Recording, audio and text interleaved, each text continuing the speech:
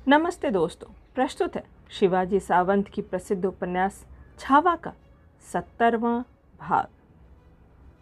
चैत्र मास की पूर्णिमा आ गई।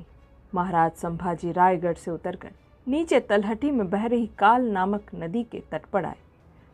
केवल पीतांबर धारण कर वे नदी के जल में खड़े हो गए तथा आज से ठीक 1 वर्ष पूर्व स्वर्गवासी हुए अपने आबा साहब की आत्मा के प्रति वे वार्षिक श्राद्ध के निमित्त जलांजलि देकर तर्पण करने लगे। नदी के तट पर बालम भट्ट, कवि कुलेश, उधो योगदेव, केशव पंडित तथा उमाजी पंडित खड़े थे। जल में खड़े हुए महाराज का मन भी आज आबा साहब के प्रति स्मृतियों की एक एक अंजलि समर्पित कर रहा था। 1 बरस बीत गया, अब भी मन नहीं मानता कि हमारे आबा साहब इस संसार में नहीं रहे, परंतु यह तो नितांत सत्य है। जब वे मृत्यु सैया पर पड़े थे तब वहाँ उपस्थित लोगों से उन्होंने कहा था, यह संसार तो मृत्यु लोक है, यहाँ जो भी आए वे गए, यह तो जग की रीत ही है। वास्तव में यह संसार पवित्र होता है आबा साहब के समान महान आत्माओं के आगमन से, और अनाथ बन जाता है उनके प्रयाण से। हमारे एक आदेश पर लोग अपने प्राणों की तर्पण अंजलि भी चढ़ा देते हैं। ऐसा दृश्य देखने का सौभाग्य किसी किसी भाग्यवान को ही प्राप्त होता है। आबा साहब का भाग्य ऐसा महान था। उन्होंने शिवनेरी के दुर्ग में जन्म पाया और रायगढ़ में उनकी जीवन लीला समाप्त हुई। कुल मिलाकर 50 वर्ष का जीवन पाया उन्होंने, परंतु अपने जादू भरे हाथों से उन्होंने सामान्य जनों का और देश की भूमि का चित्र ही बदल डाला। हम उन्हें कितना भी जानना समझना चाहें, उनके व्यक्तित्व की गहनता को हम कभी भी समझ न पाएंगे। इसका नाम है जीवन। वास्तव में देखा जाए तो ऐसे व्यक्तित्व को श्राद्ध कर्म अथवा तर्पण की भी क्या आवश्यकता है। आबा साहब, हमारे जीवन के कुछ क्षण ऐसे भी आए जब हम बहकर पठान की सेना से जा मिले थे। हमारी उस नादानी से आपके हृदय को जो पीड़ा हुई, उसका निवारण भला हम कैसे करें। इस प्रकार नदी के जल में खड़े होकर हम जीवन भर भी आपके प्रति तर्पण करते रहें तो भी उस दोष को हम मिटा नहीं सकते। हम इस शल्य को मन से निकाल फेंकना चाहते, पर यह गड़ा काटा निकलता ही नहीं है। आबा साहब, सच देखा जाए तो आपको जलांजलि समर्पित करने की भी हमारी योग्यता नहीं है। सच्चा समर्पण तो वह है जो पाचाड़ की माँ साहिबा ने किया, जो पेशवा मोरोपंत ने किया। आपने जो राज्य बनाया है, हमें उसका प्रलोभन नहीं है। हमने जो यह राज मुद्रा हाथ में धारण की है, वह इस कारण कि हम अपने माथे पर लगे कलंक को धो सकें। आबा साहब, हमें शक्ति दो ताकि हम सिद्ध कर सकें कि हमारी नसों में आपका ही खून बह रहा है। हमारे हाथों में सामर्थ्य और कीर्ति भर दो। उदार होकर हमें आशीर्वाद दो। हमारी भूल चूक को क्षमा करो। श्राद्ध कर्म के बाद महाराज रायगढ़ लौट आए। उन्होंने नीलोपंत को आज्ञा देकर सिंहासन वाले राजसभा गृह में राजसभा आयोजित करने का आदेश दिया। इस राजसभा में हरजी राजा, श्यामजी नायक, पुंडे, दादाजी काकड़े और जेताजी काटकर को सम्मान के बीड़े देकर विशेष रूप से आमंत्रित किया गया था। भरी राजसभा के सम्मुख महाराज ने हरजी राजा को म्यान में बंद एक खड़ग, अलंकार, सम्मान वस्त्र एवं सिरपेंत से भरा एक तबक भेंट किया। फिर उनके कंधे पर हाथ रखकर उनकी दृष्टि से दृष्टि मिलाकर महाराज अत्यंत विश्वास पूर्वक कहने लगे, हरजी राजा, हम कर्नाटक प्रांत के शासन का पूर्ण अधिकार तुम्हें सौंप रहे हैं। इस प्रांत के अंतर्गत बेंगलोर, जिंजी होस्कोट, कोलार, वेलूर, दोंडुडुवालापुर, चिक्कलबालापुर आदि प्रदेश आते हैं। इस प्रांत के चारों ओर मदुरा, मैसूर, इक्केरी, रामनाड़ आदि प्रदेश हैं, जिन पर छोटे बड़े नायकों का शासन है। तंजौर में हमारे चाचा एकोजी हैं ही। तुम उनकी सहायता से प्रांत का विकास करो। कर्नाटक प्रांत हमारे साम्राज्य का दृढ़ मोर्चा है। तुम आसपास के नायकों के राज्यों पर दबाव डालकर अपने राज्य को दृढ़ बनाए रखो। तुम्हारी सहायता के लिए हम श्याम जी, जेताजी और काकड़े को दे रहे हैं। तुम उधर कर्नाटक में रहोगे तो हम आश्वस्त रहेंगे कि मानो हम ही वहाँ हैं। आवश्यकता पड़ने पर हमारी ओर हरकारा भेज देना। हम स्वयं तुम्हारी कुमुक के लिए आएंगे। तुम आज ही रवाना हो जाओ। माँ जगदम्बा तुम्हें सफल बनाने में समर्थ हैं। महाराज ने हरजी को स्नेहपूर्वक गले से लगा लिया। हरजी ने भी महाराज को आश्वासन दिया, हम स्वामी के कार्य में तनिक भी शिथिलता नहीं बरतेंगे। छत्रपति निश्चिंत रहें। इसी प्रकार श्याम जी, जेता जी और भीमा जी कागड़े को भी सम्मान वस्त्र देकर सम्मानित किया गया। महाराज हरजी राजा के साथ ही रायगढ़ से उतरकर पाचार आए। वहां से 15,000 सैनिक तथा चुने हुए सरदारों को लेकर हरजी पाचार से चल पड़े। कर्नाटक प्रांत के पूर्ण शासनाधिकार बनकर हरजी राजा महाडिक पाचार से कूच कर रहे थे। महाराज पाचार के नगर द्वार पर खड़े खड़े हरजी को कूच करती हुई सेना की ओर देख रहे थे। इसी समय उनके मन में अपने बहनोई गणों जी की मुखावृत्ति घूम गई। एक बहनोई ये हरजी भी हैं, जो राज्य की खातिर हर प्रकार के भय संकट का सामना करने के लिए दूर देश को जा रहे हैं। और एक बहनोई वे भी हैं जो जागीर न मिलने के कारण रूठकर पीठ फिराकर श्रृंगारपुर चले गए। महाराज रायगढ़ लौट आए थे और सभागृह में बैठे हुए थे। थोड़ी ही देर बाद गुप्तचर बहिर्जी भीतर आया। उसने मुगल सैनिकों जैसी वेशभूषा पहनी हुई थी। उसने छटी हुई नोकदार नकली दाढ़ी लगाई हुई थी, इसलिए उसे जल्दी पहचान पाना संभव नहीं था। उसने उसी वेश में महाराज को जुहार की। महाराज उसे एक बंद कमरे में ले गए।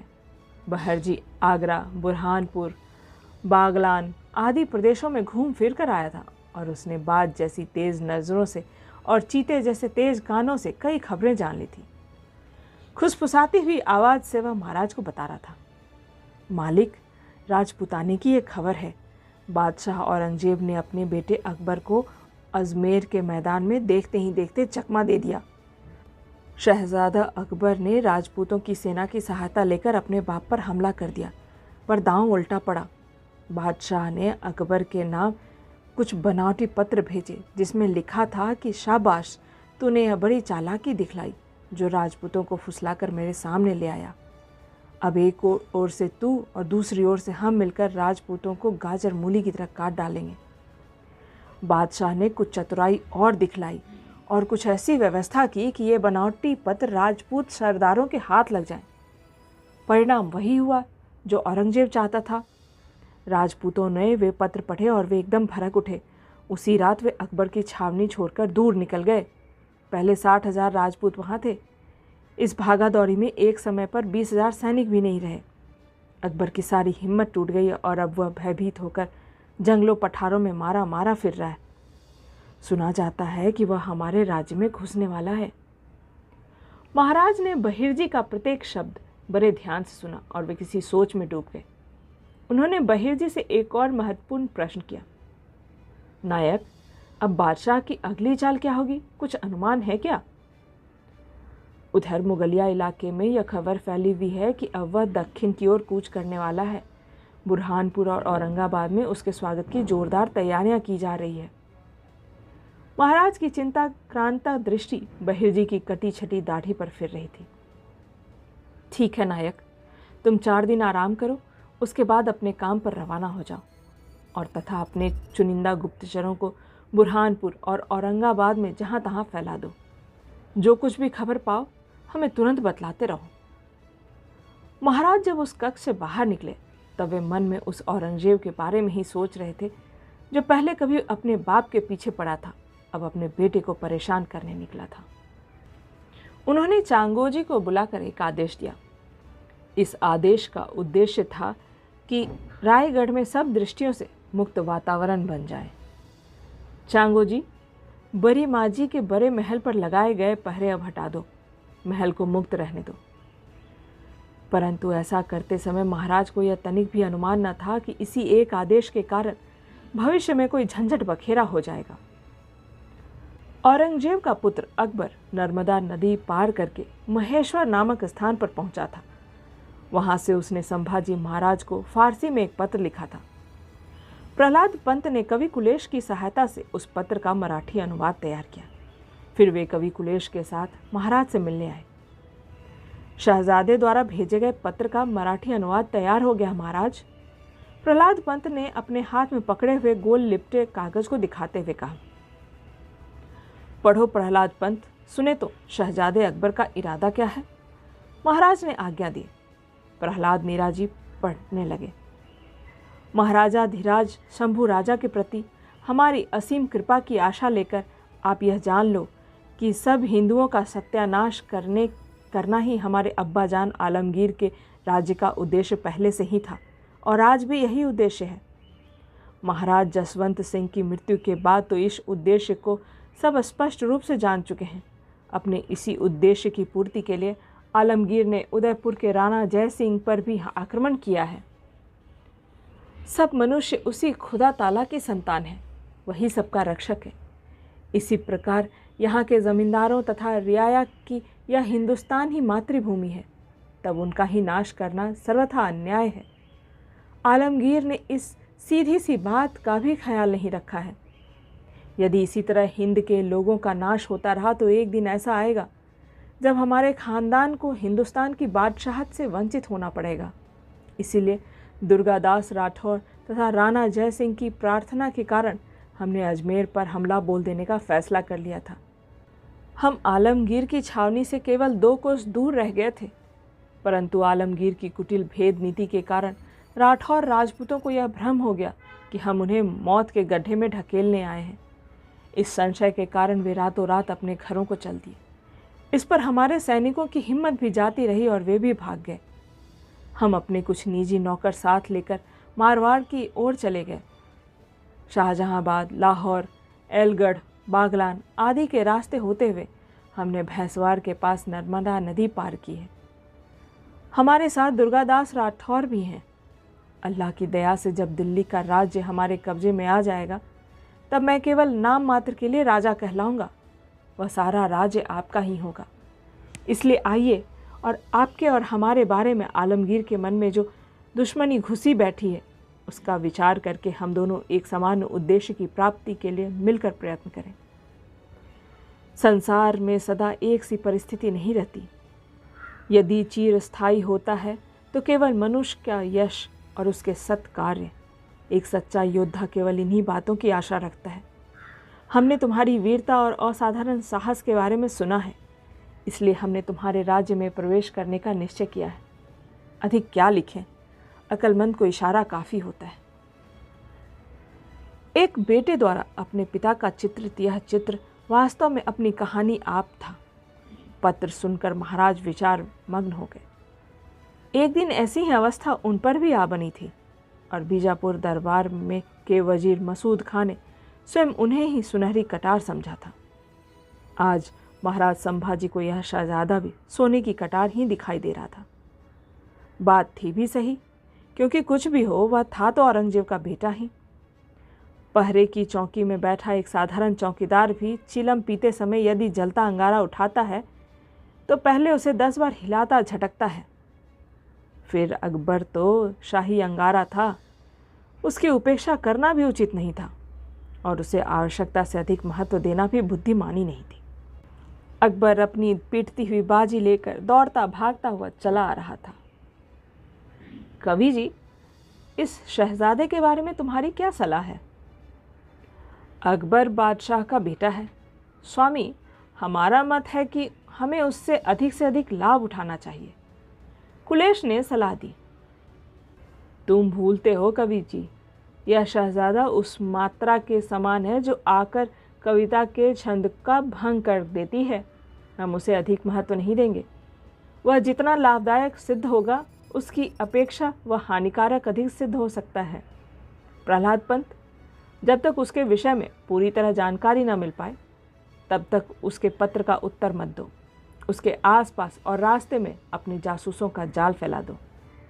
महाराज ने इस विषय में निर्णय कर लिया था। आवजी मुंबई के अंग्रेज दरबार से रायगढ़ लौट आए थे। नीलोपंत उन्हें साथ लेकर महाराज से मिलने आए। आवजी ने अंग्रेज दरबार द्वारा भेजा गया 150 रुपये का नजराना उन्हें पेश किया। महाराज ने उस तबक को हाथ से छूकर राजदूत आवनी से राजदूत के कार्यों का विवरण जानने के लिए पूछा। अंग्रेज हबसी को आसरा देते हैं या उसे डांटते दपटते हैं? हमारे जाने के 1 महीने के भीतर ही अंग्रेज साहब ने गैरी तथा शारविन नामक वकीलों को हबशी सिद्दी से बातचीत करने के लिए जंजीरा भेजा था। गोरे लोगों ने सिद्दी को चेतावनी दे दी है कि नागोठाने, आपटे तथा पेड़ भागों में हबशी जो लूट मार मचाता है उसे वह सब बंद करना होगा, अन्यथा उसे मुंबई बंदरगाह में आने नहीं दिया जाएगा। अंग्रेज हबशी के साथ यथा योग्य रीति से बर्ताव कर रहे हैं। हमने महाराज का संदेश गोरे साहब को बता दिया था, इसलिए अंग्रेजों ने अब हबशी को आड़े हाथों ले लिया है। अब हबशी कहाँ है? महाराज के मुख पर संतोष छलक रहा था। वह अपनी जहाजी बेड़े के साथ सूरत बंदरगाह की ओर गया है। आवजी ने मुंबई में रहकर सिद्दी की गतिविधियों को सूक्ष्म दृष्टि से देखा था। ठीक है, कहते हुए महाराज बैठक से उठने लगे, परंतु कुलेश ने एक ऐसा विषय छेड़ दिया जो उन्हें बहुत दिनों से सता रहा था। महाराज, आपका तो राज्याभिषेक हो गया, परंतु उस समय आपका कोई पुत्र नहीं था, इसीलिए आपके राज्याभिषेक के साथ साथ जो युवराज पद का भी अभिषेक होना चाहिए था वह नहीं हो पाया। इसीलिए तुम्हारे मन में क्या है छंदोगामत्य? महाराज समझ नहीं पाए थे कि कवि जी के मन में क्या है। यदि एक पुत्रेष्ठी यज्ञ किया जाए तो कवि जी ने एक आत्मीयतापूर्ण विषय प्रस्तुत किया।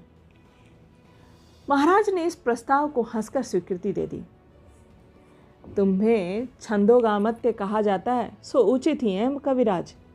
जीवन भी तो एक ऐसा काव्य है जिसमें विविध छंदों का प्रयोग होता है। यह यज्ञ भी यदि इसी जीवन काव्य का एक भाग हो तो उसकी भी उपेक्षा क्यों की जाए? आप राज कर्मचारियों की सहायता लेकर इस यज्ञ की तैयारियां कीजिए। छत्रपति बैठक से उठ खड़े हुए। कविराज, हमारे साथ मावल माची तक चलिए, वहां से माँ साहिबा की हवेली के दर्शन कर लें। महाराज ने जाते जाते कवि कुलेश से कहा। कवि जी और ज्योत्या जी सहित महाराज मावल माची की ओर जाने लगे। कवि कुलेश उनके पीछे चल रहे थे। इस समय महाराज ने एक बात की ओर कवि कुलेश का ध्यान खींचा। छंदोगामत्य हम आपको जैसे कवि जी कहकर पुकारते हैं, वैसे हमारे मावल देश के ये साधारण प्रजाजन और सैनिक बोल नहीं पाते, इसीलिए वे आपको कवजी कहकर पुकारते हैं। इसी तरह उनके लिए कुलेश शब्द का उच्चारण कठिन है, इसीलिए वे आपको कलुषा कहते हैं। आप इससे नाराज तो नहीं होते? छत्रपति जब यह कह रहे थे तब उन्हें यह भी याद आ रहा था कि उनका उल्लेख भी मुगल आदिल शाह, कुतुब शाह और अंग्रेज और पुर्तगाली दरबारों में संभाजी नहीं संभा के रूप में किया जाता है। हम इससे नाराज नहीं हैं स्वामी, कवि कुलेश ने हंसते हुए उत्तर दिया। माची से पाचार की हवेली के सभागृह का दर्शन करते समय महाराज के मन में केवल एक ही शब्द बार बार घंटानाद के समान गूंज रहा था, पुत्रेष्ठी यज्ञ। हमारे 2 पुत्र शत्रु की कैद में बंद हैं, फिर भी क्या यह कार्य किया जाए? हमने कवि जी से कहा कि जीवन भी एक काव्य है, परंतु वह मुक्तक काव्य नहीं, खंड काव्य है। इस खंड काव्य को पढ़ना भी एक कला है। अंतःकरण पीड़ा से सुलगता हो, परंतु उसे छुपाकर होठों पर मुस्कुराहट बिखेर कर भी इस खंड काव्य को पढ़ना पड़ता है, इसका अनुभव करना पड़ता है। धन्यवाद। नमस्ते दोस्तों, प्रस्तुत है